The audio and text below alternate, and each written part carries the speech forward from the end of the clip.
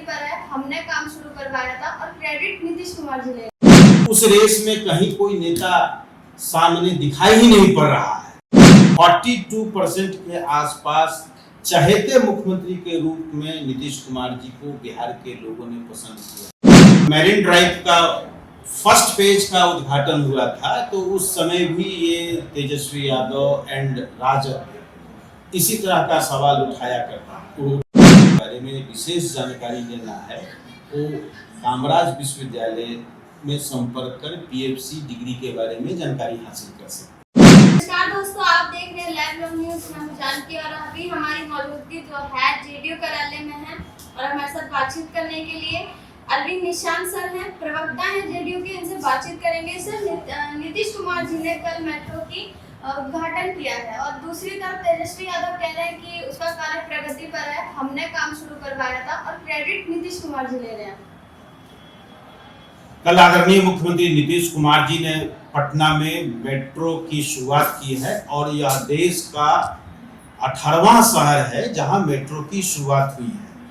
इस मेट्रो की शुरुआत होने से पटना और बिहार के लोगों को आवागमन में सहूलियतें मिलेगी, सुगमता होगी और समय की बचत होगी। और एक जो मेट्रो की जो एक अपनी खूबसूरती है, उस खूबसूरती से पटना शहर का एक जो अपना ऐतिहासिक पृष्ठभूमि है उसमें बदलाव दिखेगा और मेट्रो पटना की एक नई पहचान के रूप में उभर करके आएगी। विपक्ष पार्टी का कहना है काम अधूरा है, तो मेट्रो का उद्घाटन कैसे करें?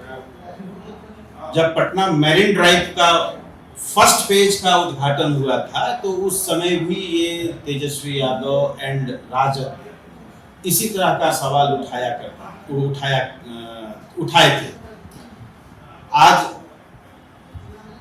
पटना मैरिन ड्राइव जहां तक था उससे उसकी दूरी बढ़ गई। अब आरा तक इसको विस्तारित करने का मुख्यमंत्री नीतीश कुमार जी ने निर्देश दिया है और इसको 2 से 2.5 सालों में इसको विस्तार करने का आदेश मुख्यमंत्री जी ने दिया है। आरा के कोइंबड़ तक का तो काम चलते रहता है और जैसे जैसे उसकी समीक्षा होती है, समीक्षा के उपरांत पब्लिक डिमांड के बाद उस काम में वृद्धि होती है, उसको आगे बढ़ाया जाता है। उसी अनुरूप फर्स्ट फेज का पटना मेट्रो का उद्घाटन हुआ है और जहां जहां पटना मेट्रो का सीमा है वहां बहुत तेजी से कार्य चल रहा है और समय रहते पटना मेट्रो का अन्य भाग का परियोजना चालू कर दिया जाएगा। तेजस्वी यादव के जो वोट हैं कहीं देखे जा रहे हैं नीतीश कुमार की तरफ खिंचाव करेंगे। मतलब चुनाव का दौर है, कहीं नीतीश कुमार जी दोबारा सीएम के फेस पे बैठेंगे नहीं बल्कि पब्लिक ओपिनियन है। कल भारत निर्वाचन आयोग की ओर से चुनाव कार्यक्रम घोषित किया गया और चुनाव कार्यक्रम घोषित होने के बाद एबीपी न्यूज चैनल पर सर्वे रिपोर्ट आया। उस सर्वे रिपोर्ट में सबसे ज्यादा 42% के आसपास चहेते मुख्यमंत्री के रूप में नीतीश कुमार जी को बिहार के लोगों ने पसंद किया। उस रेस में कहीं कोई नेता सामने दिखाई ही नहीं पड़ रहा है।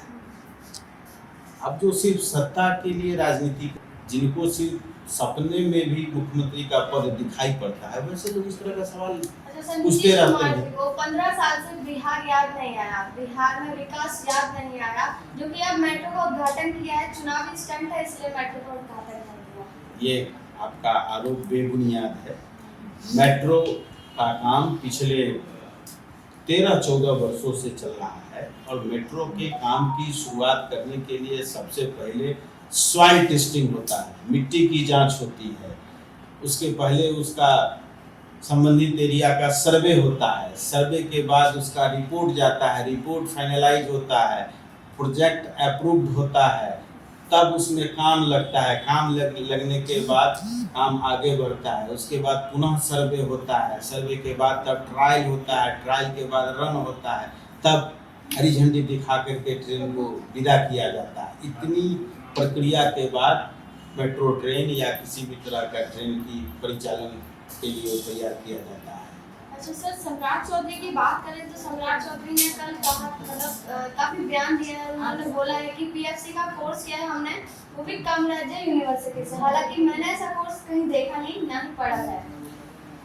अपने कोर्स के बारे में माननीय उप मुख्यमंत्री आदरणीय सम्राट चौधरी जी ने मीडिया कर्मियों से बात करते हुए सभी तरह के तथ्यों की जानकारी उन्होंने दे दिया है। उन्होंने